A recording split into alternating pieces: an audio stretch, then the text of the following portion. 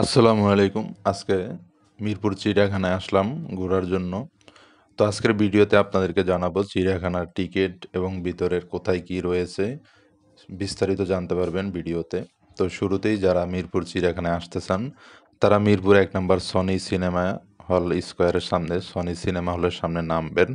তারপরে সেখান থেকে বাস অথবা অটোরিকশার মাধ্যমে আপনি সরাসরি চিড়িয়াখানার সামনে আসতে পারবেন। এছাড়াও ঢাকা সিটির ভিতরে চিড়িয়াখানা পরিবহন বাস রয়েছে, সেই বাসে করেও সরাসরি চিড়িয়াখানায় আসা যায়। চিড়িয়াখানার এখানে ২টি গেট রয়েছে। একটি হলো বোটানিক্যাল গার্ডেন অর্থাৎ আ এ বাংলাদেশের যে বোটানিক্যাল গার্ডেন সর্ববৃহৎ যে জাতীয় গার্ডেন সেটি এবং চিড়িয়াখানা। তো প্রথমে আমরা টিকিট কাটবো। প্রথমেই ঢোকার সময় আপনাকে টিকিট সংগ্রহ করতে হবে এবং টিকিটের মূল্য জনপ্রতি ৳৫০ করে। তো আমি টিকিট কাটার জন্য গেলাম এবং টিকিট সংগ্রহ করলাম। তো টিকিট সংগ্রহ করার পরে জানতে পারলাম যে ২ বছরের সর্বোচ্চ ২ বছরের উপরে বাচ্চাদের জন্য টিকিট কাটতে হয়। এটি নতুন নিয়ম নাকি জানি না।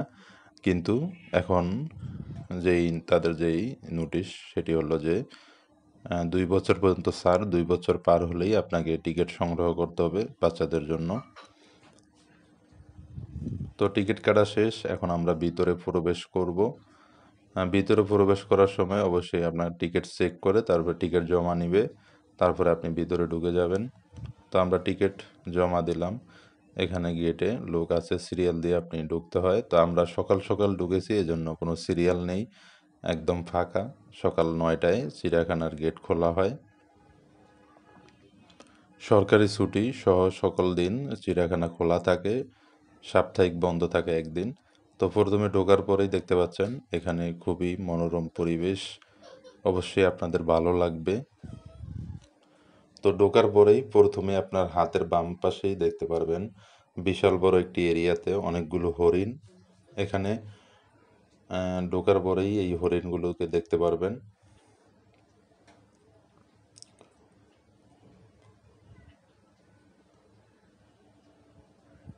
পেভিলিয়নে বাচ্চাদেরকে নিয়ে ঘোরার মতো অবশ্যই শিক্ষণীয় একটি জায়গা। এখানে আসলে অনেক কিছুই জানতে পারে এবং শিখতে পারে, বাচ্চাদের বেশি আনন্দ হয়। তো তারপরে আমরা রুনাস এখানে বানরের খাঁচার এখানে চলে আসলাম। দেখতে পাচ্ছেন বানরগুলো খেলাধুলা করতেছে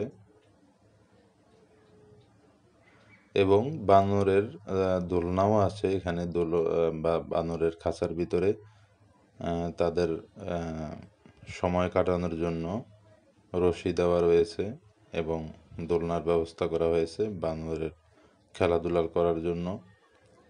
এবং বানরগুলো অনেক দুষ্ট। তারপর আমরা চলে আসলাম, এখানে দেখতে পাচ্ছেন বগ, কয়েকশো বগ রয়েছে এই খাঁচার ভিতরে। বিভিন্ন প্রজাতির কিছু বগ রয়েছে। অনেক বড় বড় পাওয়ালা বগগুলো এখানে দেখা যাচ্ছে।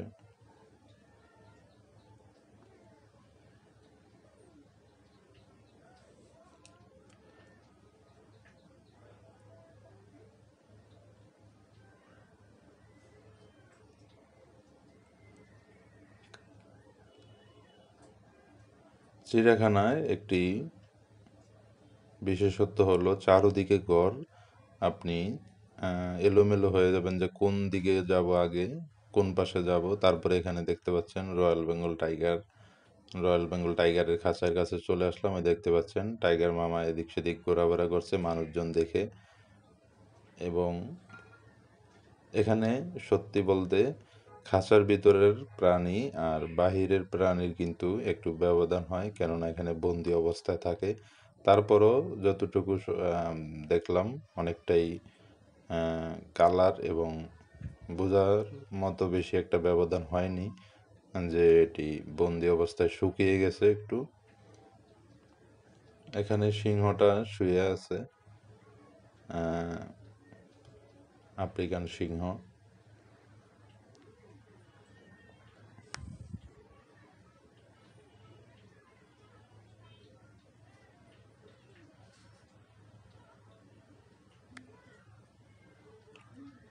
এখানে দেখতে পাচ্ছেন রয়্যাল বেঙ্গল টাইগার চন্দন পুরুষ। এখানে টাইগারের নামটি দেওয়া হয়েছে চন্দন পুরুষ টাইগার।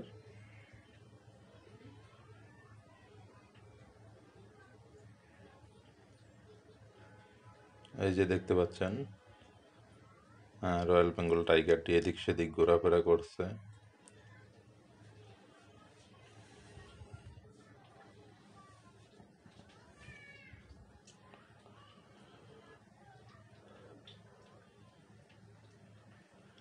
এখানে আসলে আপনি ফ্যামিলি নিয়ে আসবেন, অবশ্যই খুব ভালো লাগবে এবং বিশেষ করে বাচ্চারা দেখে খুব আনন্দিত হয়, কেননা তারা বিভিন্ন কার্টুন এবং টিভিতে যে প্রাণীগুলোকে দেখে এখানে এসে তারা সরাসরি এই প্রাণীগুলো দেখার একটা আনন্দ উপভোগ করতে পারে। তো এই জন্য আপনি সময় পেলে অবশ্যই ফ্যামিলি নিয়ে ঘুরে আসবেন বাংলাদেশের জাতীয় চিড়িয়াখানাতে। এবং এখানে আসলে আপনি অবশ্যই একটু সময় নিয়ে আসতে হবে। এখানে দেখতে পাচ্ছেন ভাল্লুক, ভাল্লুকটি এদিক সেদিক ঘোরাফেরা করছে। বাচ্চারা দেখে বিস্মিত হয়ে যায়। ভাল্লুক যেহেতু সরাসরি দেখতে পাচ্ছেন ঘোরাফেরা করতেছে। এবং চিড়িয়াখানায় কোনো প্রাণীকে ডিস্টার্ব করার জন্য নোটিশ দেওয়া আছে। অবশ্যই কোনো প্রাণীকে ডিস্টার্ব করবেন না। অনেকেই বিভিন্ন লাঠি দিয়ে খোঁচা দেওয়ার চেষ্টা করে এবং খাবার দিতে চায়। তো চিড়িয়াখানা কর্তৃপক্ষের আদেশ, কোনো প্রাণীকে খাবার দেওয়া যাবে না এবং কোনো প্রকার ডিল ছোড়া যাবে না।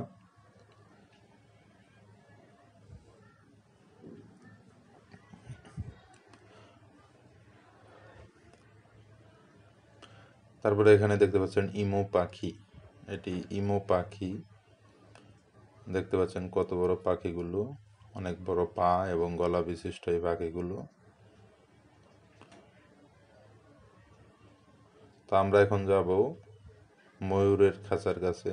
ওখানে সামনেই ময়ূরের খাঁচা রয়েছে, সাদা ময়ূর এবং নীল যে ময়ূরটি আমরা সম্ভবত দেখি। তো এখানে দেখতে পাচ্ছেন একটু পর্দা দেওয়া রয়েছে। তো আমরা পর্দার নিচে দিয়ে দেখলাম একটি সাদা ময়ূর পাখা মেলে আছে। দেখতে পাচ্ছেন একটি সাদা ময়ূরের পাখা মেলা অবস্থায় দেখা যাচ্ছে ভিতরে।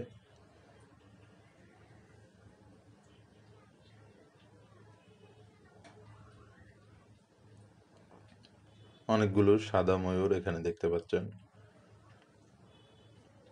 তারপরে পাশে দেখলাম একটি নীল ময়ূরও রয়েছে, কিন্তু সেটি সবাই এই নীল ময়ূরটিকে দেখতেছে কিন্তু পাখা মেলতেছে না। তো এটি হলো ভাগ্য, হঠাৎ করে পাখা মেলে আবার নাও মেলতে পারে, এটি বলা যায় না। পাখি তার যখন প্রয়োজন তখনই শুধুমাত্র পাখা মেলে। তারপরে এখানে দেখতে পাচ্ছেন জিরাফ, অনেক উঁচু যে প্রাণী জিরাফ। এখানে অনেক দর্শনার্থী। এখানে জিরাফকে দেখার জন্য উঁচা সিঁড়ির ব্যবস্থা করা রয়েছে, অর্থাৎ আপনি জিরাফের মাথার কাছে গিয়ে জিরাফটিকে দেখতে পারবেন। এখানে কয়েকটি জিরাফ রয়েছে।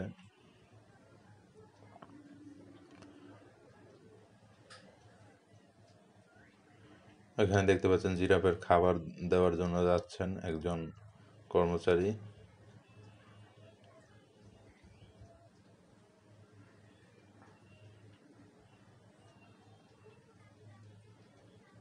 এখানে এই সিঁড়ি দিয়ে উপরে উঠে আপনি জিরাফের মাথার কাছে যেতে পারবেন।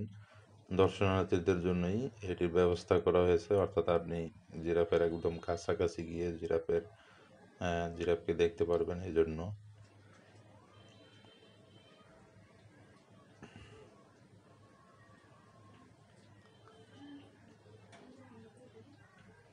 এই যে দেখতে পাচ্ছেন কত বড় গলা, উট পাখি। আমরা বইতে যে উট পাখি নাম শুনেছি বা পড়েছি, সেই উট পাখি বিশিষ্ট, গলা বিশিষ্ট এই উট পাখিগুলো। তারপরে আমরা এখানে চিড়িয়াখানার ভিতরে একটি শিশু পার্ক রয়েছে, অর্থাৎ বাচ্চাদের রাইড রয়েছে। এখানে ঘোড়ার রাইড, ট্রেন রয়েছে। এখানে আপনাকে আলাদা আলাদা টিকিট কাটতে হবে যদি কোনো রাইডে উঠে। ঢুকতে কোনো টিকিট লাগে না। তো আমি এখানে ঘোড়ার একটি টিকিট কাটবো, অর্থাৎ বাচ্চাদের যে রাইড রয়েছে তো 30 টাকা এবং ট্রেনের জন্য 40 টাকা। তো আমি 30 টাকা দিয়ে একটি টিকিট সংগ্রহ করলাম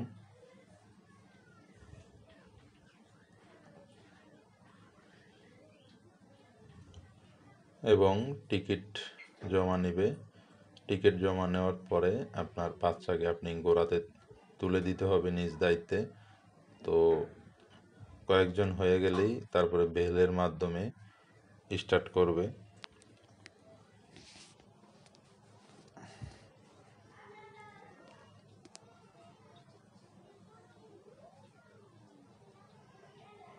বাচ্চাদের জন্য খুবই আনন্দের এই রাইডটি। অবশ্যই বাচ্চাদেরকে নিয়ে এই শিশু মেলাতে আসবেন। চিড়িয়াখানার ভিতরেই অবস্থিত এই শিশু মেলাটি। এখানে আপনাকে রাইডের জন্য পেমেন্ট করতে হবে, অর্থাৎ টিকিট কাটতে হবে আলাদা করে। যদি রাইডে ওঠে তাহলে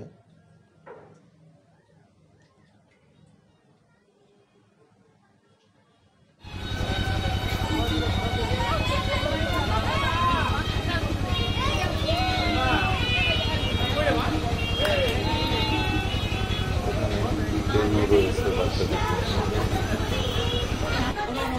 ট্রেনের টিকিট হলো 40 টাকা।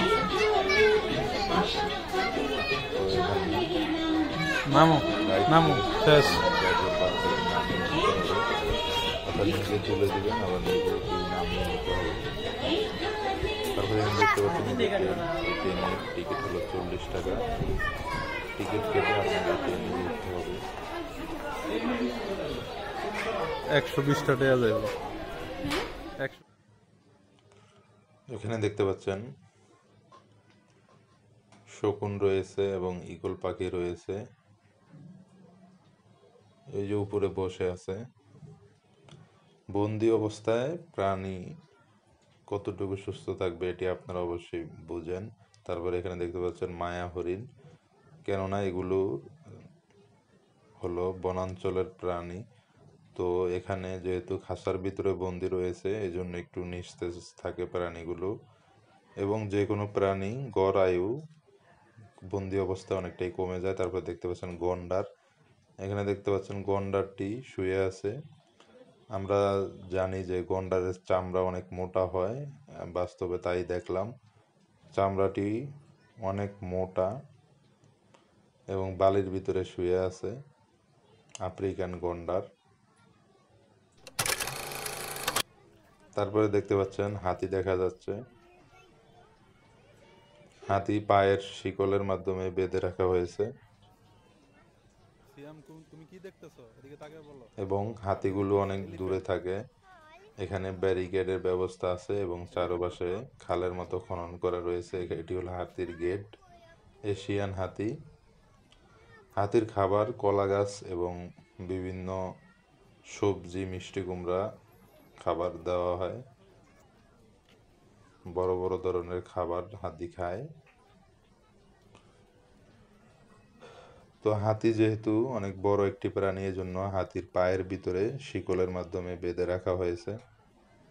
এখানে দেখতে পাচ্ছেন উট, মরুভূমির যে উট, এই উট। তারপরে এখানে দেখতে পাচ্ছেন কমন ইল্যান্ড। এখানে দেখতে পাচ্ছেন ঘোড়া, যে ঘোড়াকে ঘাস খাওয়াচ্ছে, অনেকে পাতা ছিঁড়ে খাওয়াচ্ছে, যদিও নিষেধ, কোনো খাবার খাওয়ানো যাবে না। তাই আমিও একটি চেষ্টা করলাম একটি পাতা খাওয়ানোর জন্য। কিন্তু আপনারা এগুলো চেষ্টা না খাওয়ানোই ভালো, কেননা যে কোনো দুর্ঘটনা থেকে দূরে থাকাই ভালো।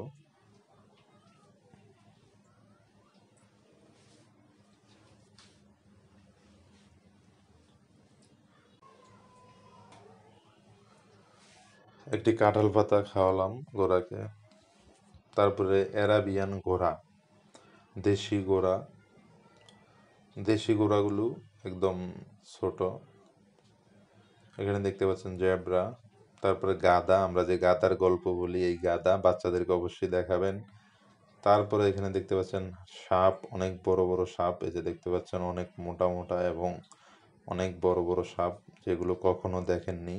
এক একটি সাপ প্রচুর মোটা এবং নিস্তেজ অবস্থায় থাকে বেশিরভাগ সাপগুলো, কেননা গ্লাস করা এখানে রুমগুলো, সাপের রুমগুলো গ্লাস করা সম্পূর্ণ। যে দেখতে পাচ্ছেন কত বড় একটি সাপ, অজগর সাপ রয়েছে কয়েকটি। এই যে দেখেন জলহস্তি, একে ঠিক একদম কাদা মাখা জলহস্তিটি। জলহস্তি সাধারণত জলের ভিতরে ডুবে থাকে এবং কাদা মাটিতে থাকতে ভালোবাসে। দেখুন কি পরিমাণ কাদার ভিতর থেকে উঠে এসে খাচ্ছে। এখানে খাবার দেওয়া হয়েছে। এখানে দেখুন কতগুলো জলহস্তি, এগুলো পানির ভিতর থেকে উঠে আসছে খাবার খাওয়ার জন্য। জলহস্তি পানির ভিতরে ডুবে থাকে 24 ঘন্টার ভিতরে 23 ঘন্টাই পানির ভিতরেই থাকে, উপরে খুবই কম থাকে। এই দেখতে পাচ্ছেন উল্লুক, উল্লুকের ডাক পুরো চিড়িয়াখানাকে আলোড়ন সৃষ্টি করে দিল। এখানে কয়েকটি লোক ছিল এখন মাত্র, এই একটি রয়েছে বর্তমানে। এখানে অনেক মানুষের ভিড় থাকে দর্শনের জন্য। এখানে হরিণ, চিত্রা হরিণ দেখতে পাচ্ছেন, অনেকগুলো চিত্রা হরিণ এখানে খাচ্ছে, খাবার দেওয়া হয়েছে, একসাথে সবাই খাচ্ছে। সবচেয়ে বেশি যে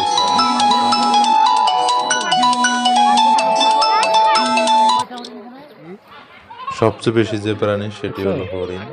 তারপরে এখানে দেখতে পাচ্ছেন বগের মতো দেখতেই, অনেক লম্বা লম্বা ঠোঁট এই পাখিগুলো, অনেক লম্বা লম্বা পা।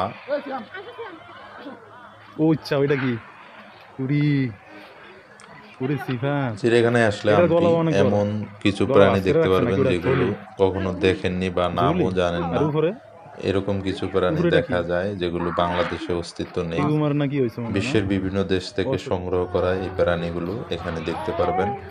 তো এই জন্যই ফ্যামিলি এবং বাচ্চাদেরকে নিয়ে চিড়িয়াখানা ভ্রমণে যেমন আনন্দ এবং অভিজ্ঞতা অর্জন হবে, অনেক কিছু জানতে পাওয়া যায়।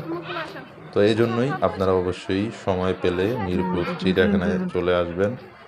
এবং আসবেন কিভাবে সেই বিষয়টি আমি শুরুতেই বলেছি, যে মিরপুর 1 নম্বর সনি সিনেমা হলের সামনে থেকে চিড়িয়াখানা রোড অটোতে আসতে পারবেন, বাসে আসতে পারবেন, অথবা ঢাকার যে কোনো জায়গা থেকে চিড়িয়াখানা পরিবহন বাস রয়েছে, আপনি সেই বাসে করে আসতে পারবেন।